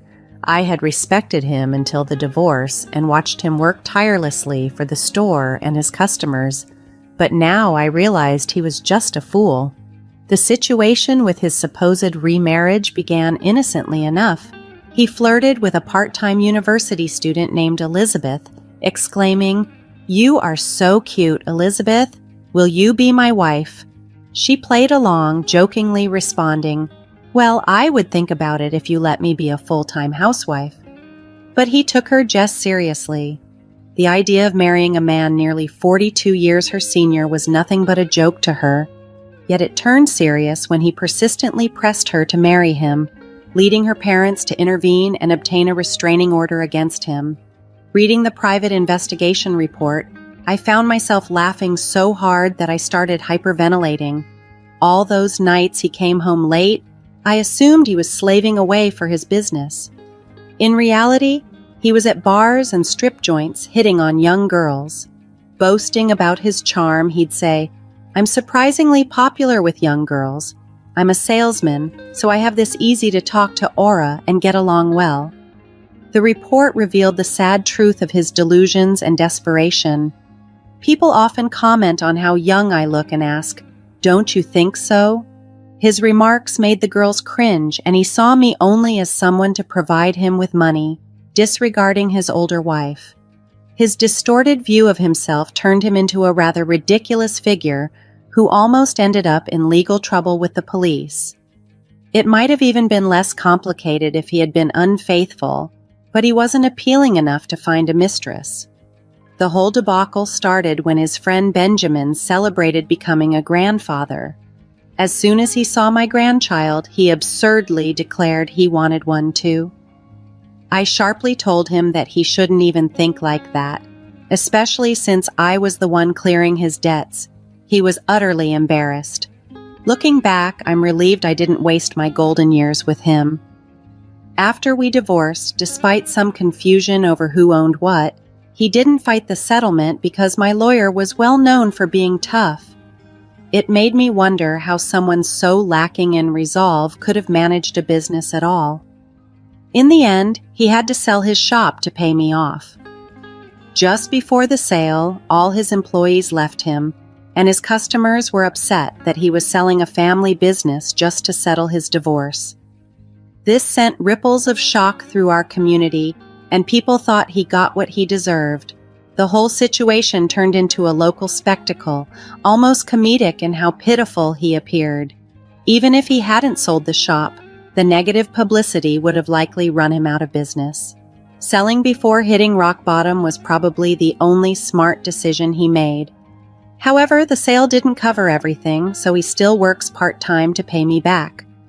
Occasionally, he sends me messages, admitting he was at fault and pleading for a reunion. Even after I block him, he tries to reach me from new numbers. My attorney has warned him sternly, if he tries to contact me again, we'll take legal action and get a restraining order. Since then, the calls have finally stopped. Reflecting on everything, I realize how fortunate I am to have escaped a life tethered to his failures and fantasies. His chase after a youthful mirage not only embarrassed him, but also alienated everyone around him.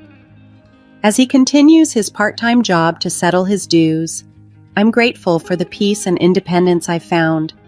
The whole ordeal feels like a cautionary tale about living beyond one's means and the pitfalls of refusing to accept reality. He is petrified of the attorney. And guess what my job is now? I'm a marriage counselor.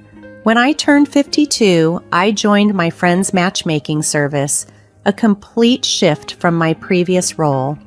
I used to work in a job that involved helping singles manage their finances, navigate insurance, and other practical aspects of life.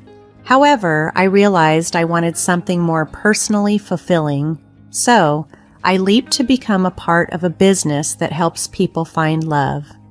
Here, I focus on helping couples start their relationships with open, honest discussions about everything that matters, including tricky topics like money and life plans. Our straightforward approach has resonated with our clients, and as a result, our membership numbers have soared. Having experienced quite a few personal ups and downs myself, I'm driven by the desire to help others avoid the pitfalls I encountered. Although my current salary is lower than what I earned before, the joy and satisfaction I get from assisting others in finding happiness is immeasurable. Each day, I help people build strong, lasting relationships, and this work has become my new source of joy. After separating from my ex-husband, I discovered my happiness, and now I consider myself a bridge to happiness for others. Every day brings a new opportunity to positively impact someone's life, and this role has given me a profound sense of purpose and fulfillment.